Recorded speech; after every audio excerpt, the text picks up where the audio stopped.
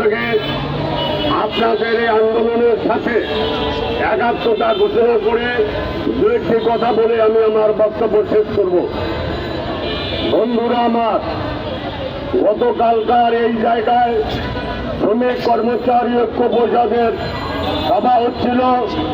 আপনাদের নেতা রফিক শাহ অনেকে উপস্থিত হয়েছিলেন।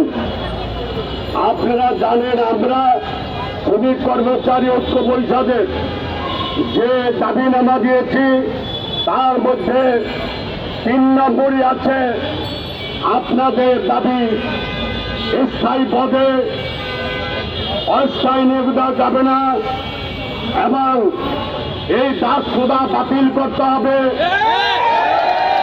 টাকা দেবে সরকার, দালালের কি সরকার।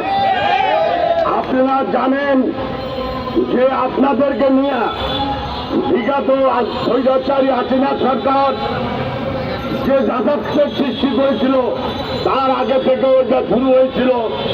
বর্তমান সরকার অনেক আইন বাতিল করছেন, আবার অনেক নূতন আইন সংশোধন করছেন।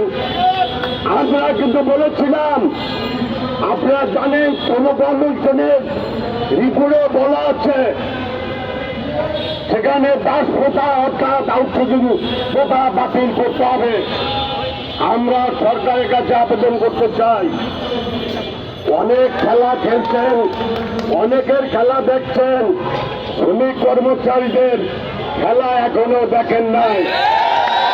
যেটা এরশাদ সরকার দেখেছিল সামরিক শাসন, এরশাদের সেই সামরিক শাসনের রক্তচক্ষু উপেক্ষা করে শ্রমিক কর্মচারী ঐক্য পরিষদের সাথে চুক্তি করতে বাধ্য হয়েছিল।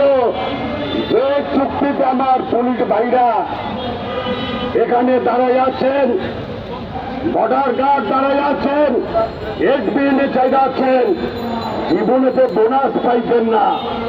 এই শ্রমিকদের রক্তের বিনিময় 2 ঈদে 2 বোনাস পাচ্ছেন, বৈশাখী বোনাস পাচ্ছেন। কাজে আপনারা সরকারের কাছে সুন্দর রিপোর্টটা দিন। সারা বাংলাদেশের আউটসোর্সিং কর্মচারীরা আজ ঐক্যবদ্ধ হয়ে তারা আন্দোলনে নামছে। এই তাদের দাবি দেওয়া পূরণ না হওয়া পর্যন্ত তারা রাস্তায় থাকবে।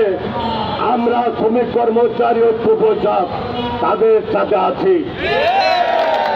সারা বাংলাদেশের শ্রমিক সমাজ, আবার আপনারা জানেন আমি সরকারের কাছে সিটি কর্পোরেশনের প্রশাসকের কাছে আমার যে মিনিস্ট্রি কর্মসংস্থান মন্ত্রণালয়ের কাছে কালকার আমরা স্মারকলিপি দিয়েছি। শুধু এখানে না, সারা বাংলাদেশে আপনারা বিভিন্ন পত্রিকার বই দেখেছেন, ডিভিশন থেকে জেলা থেকে আপনাদের দাবির সমর্থনে যে স্মারকলিপি পেশ করা হয়েছে ডিসির মাধ্যমে, ডিভিশনাল কমিশনের মাধ্যমে, সেখানে আপনাদের দাবি স্পষ্টভাবে লেখা আছে। তাই আমরা আবেদন করতে চাই, বর্তমান কেয়ারটেক মানে উপদেষ্টা মন্ডলী যিনি আইনের মন্ত্রী আছেন, অর্থমন্ত্রী